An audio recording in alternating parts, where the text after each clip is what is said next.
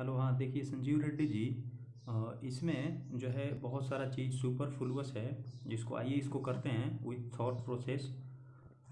यहाँ पे कह रहा है कि मैंने 120 अभ्यास पुस्तिकाओं को 3 रुपये पर पुस्तिका की दर से खरीदी तथा उनमें से 1/3 भाग पुस्तिकाओं को 4 रुपये पर पुस्तिका की दर से बेच दिया तथा 1/2 भाग पुस्तिकाओं को 5 रुपये पर पुस्तिका की दर से बेच दिया और बाकी जो बची पुस्तिकाओं को मैंने लागत मूल्य पर बेच दिया।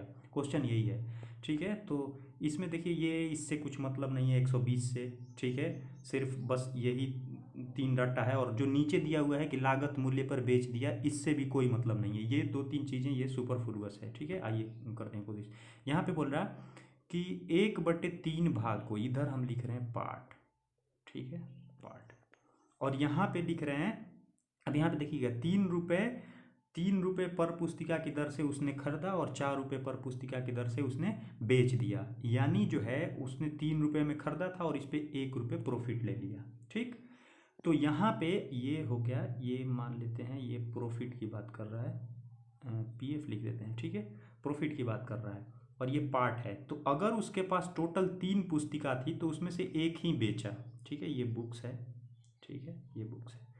तो यहाँ पे 3 उसके पास टोटल बुक था, उसमें एक ही बेच रहा है और ये है रुपया में, ठीक है। प्रॉफिट रुपया में 3 रुपये पे 1 रुपये ले रहा है प्रॉफिट। अगर उसने, अब हमको कैलकुलेट करना है कि टोटल पुस्तिका 120 पे, यानी जो भी है टोटल 3 पुस्तिका पे कितना उसको प्रॉफिट हो रहा है। तो अगर उसने तीनों बेच दिया होता फिर भी तो उसको 1 रुपये ही प्रॉफिट मिलता, क्योंकि 1/, यहाँ पे बोला है कि 4 रुपये पर पुस्तिका दर से ही बेच रहा है। तो 3 पे ये कितना हो जाता प्रॉफिट बताइए। इस उसने 1 रुपये ही प्रॉफिट मिलना है, ठीक है। 1 रुपये ही प्रॉफिट मिल रहा है एक पे। तो यहाँ पे इसने तीनों को बेच दिया तो 9 पुस्तिका पे भी 1 ही रुपया उसको मिलेगा, ठीक है। तीनों को बेच दिया तो, क्योंकि 1/3 भाग को ही वो 4 रुपये पर के हिसाब से बेच रहा है, तो हम उसका टोटल कैलकुलेट कर लेते हैं। तो यहाँ पे उसको मिल गया 1/9 प्रॉफिट, ठीक है। आशा करते हैं यहाँ पे आप समझ गए होंगे, ठीक। नेक्स्ट बोल रहा कि अगर उसने 1/2 भाग को, ये फिर से वही है, ये पार्ट है यानी बुक है और यहाँ पे प्रॉफिट है यानी ये रुपया में है। 1/2 भाग को उसने 5 रुपये पर पुस्तिका की दर से बेचा, यानी यहाँ पे उसको 2 रुपये प्रॉफिट मिलने वाला है 3 रुपये से। ये 3 रुपये पे उसने खरीदा था और उससे 2 रुपये प्रॉफिट लेके बेच दिया। तो अब यहाँ पे कहने का मतलब है कि अगर उसके पास 2 पुस्तकें थी तो उसमें से एक ही बेच रहा वो 2 रुपये के प्रॉफिट पे, ठीक है, बाकी को नहीं बेच रहा। तो यहाँ पे भी अगर उसने दोनों पुस्तकें बेच दिया होता तो उसका जो सीपी था यानी क्रय मूल्य जो था वो 6 हो जाता और इस पे उसने 2 रुपये का प्रॉफिट लिया। तो टोटल प्रॉफिट उसका कितना बना, होल वैल्यू में 2 2 कैंसिल यानी 1/3 बना, ठीक है। तो अब उस पे बना था 1/9, पहले वाले पे बना था 1/9 और अभी बन गया 1/3। तो टोटल प्रॉफिट की बात करें तो 1/9 प्लस 1/3, तो इसको ऐड कर लें, 1/9 प्लस 1/3 इक्वल टू कितना हो जाएगा 4/3, सॉरी 4/9, ठीक। तो टोटल प्रॉफिट हो गया 4/9। अब ये होल वैल्यू में 4/9 आ गया तो इसको परसेंटेज में चेंज कर दें, तो 4 में 100 से मल्टीप्लाई कर देंगे तो कितना हो जाएगा 400/9, ठीक है।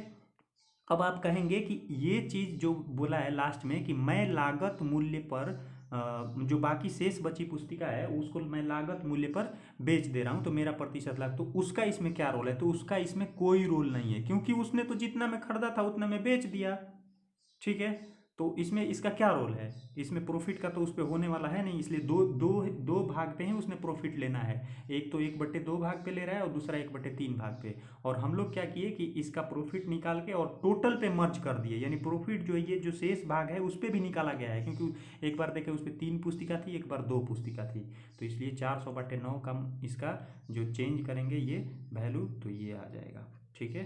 जो ये पार्शियल फ्रैक्शन में चेंज करेंगे तो 44, ये 44 4 9 बाई आ जाएगा। थैंक यू, धन्यवाद।